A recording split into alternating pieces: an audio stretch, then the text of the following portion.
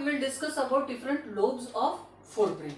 So already we have discussed the structure of brain. Brain is not smooth, showing lot many foldings. Now we are not going to draw all the different parts of the brain or everything supposed to be.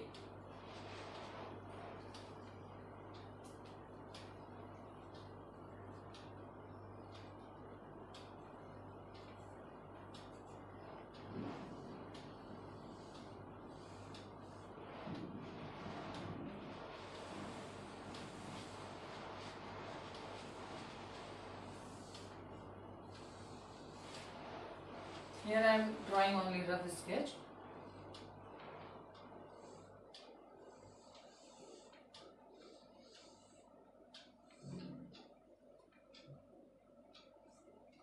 So here we discuss about the different lobes of forebrain. Forebrain is divided into 4 lobes. Forebrain is divided into 4 lobes.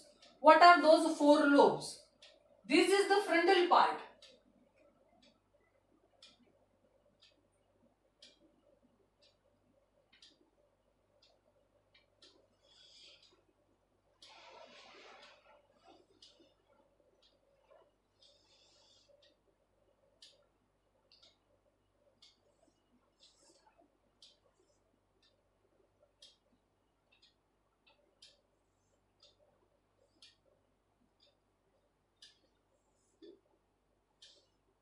So roughly we can say forebrain is divided into, rest of the things I am going to rub here to see only the lobes.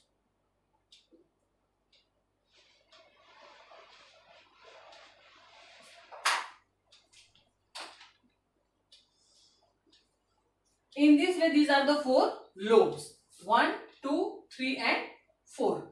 Now this is the forebrain only we have to discuss about. Below, this part comes below midbrain. We discussed midbrain, but this temporal lobe is nearby midbrain. That is the 4th region of or 4th lobe of forebrain. This lobe is called as frontal lobe. Frontal lobe. This is parietal lobe. This one is occipital lobe,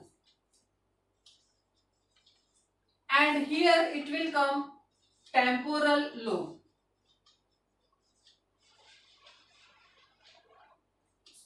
In this way, this is not midbrain. Below midbrain, the region of forebrain is there where temporal lobe is present. This is, here I am unable to show you 3D diagram, but below the anterior part, internal part, temporal lobe is there. What is the role of each lobe? So, this is the temporal lobe. Now, what is the role of each and every part? Frontal lobe. As it is the front part of the forebrain, it is related with all intellectual activities. Speech, then we can say facial expression, then other intellectual activity.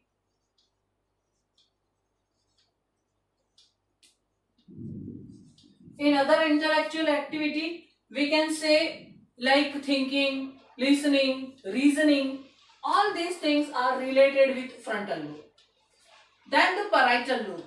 Parietal lobe is responsible for, we can say, touch, then temperature, sense of touch, sense of temperature. Then again it is related with taste. Then smell part also. Somewhere it feels the smell or help for identify the smell as per the previous experience. Now as per the previous experience means, as we told, cerebrum is responsible for all intellectual activity. So whatever memory part is there, in memory what will be there? Previous experience. Memory based on previous experience. So those things parietal lobe help to identify, depend on previous experience related with smell, taste, temperature, touch. All these things are related with parietal lobe. Then occipital lobe. Occipital lobe is related with visual activity. Visual activity. And temporal lobe is related with auditory. Auditory activity like hearing. So in this way, these are the different parts of different lobes of cerebrum. Cerebrum is one of the part of forebrain, but in that also different lobes or areas are divided, and those areas are related with specific type of receptors, specific type of memory related with those sensory organs. Like frontal lobe related with intellectual activity, all the intellectual activity including facial expression. Parietal lobe related with the touch, taste, temperature of the body, smell as per the previous experience or stored memory. Occipital lobe even work related with the previous memory or stored memory, but related with visual activity it will handle the things. And hearing part or auditory part is related with temporal lobe. So these are the different lobes present on forebrain.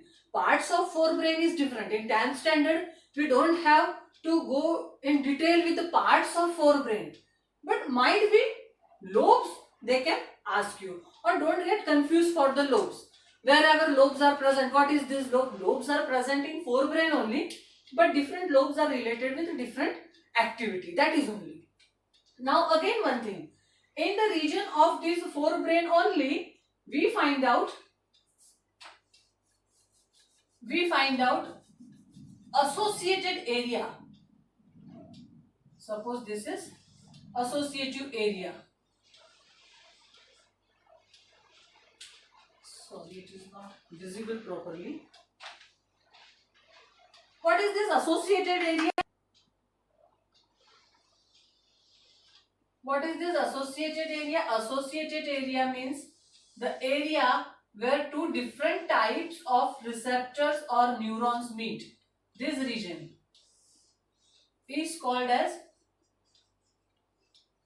associated area or associative region, where this part is related with motor area or motor neurons,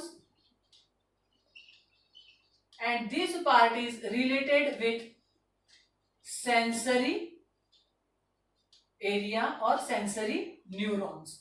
It doesn't mean that these two regions will perform or do the typical work of motor area or sensory region or sensory part, but somewhere they are associated with each other and help for that particular purpose.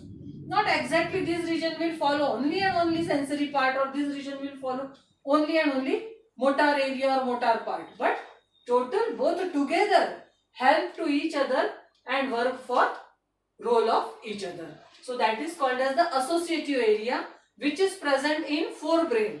So this associative area help for passing impulses and conduction of impulses in association with each other at a faster rate, very, very quickly. That is the role of associative area. White matter and grey matter already we discussed. White matter and grey matter means grey matter where the cell, neuron whole cell, dendrite, cell body and axon. So where the cell body is located, that region gives appearance of grey color. That's why called as grey matter. And where only the axon region is associated, all axons comes together, that part will appear white. So that is the grey region and white region. So grey region we find out at the cortex part, and axons comes base below. So that white region we will find out in the medulla part, cortex and medulla. That is upper part and lower part.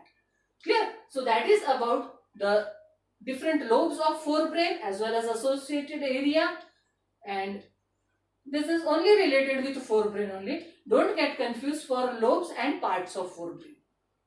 In the next class, we will discuss about endocrine system.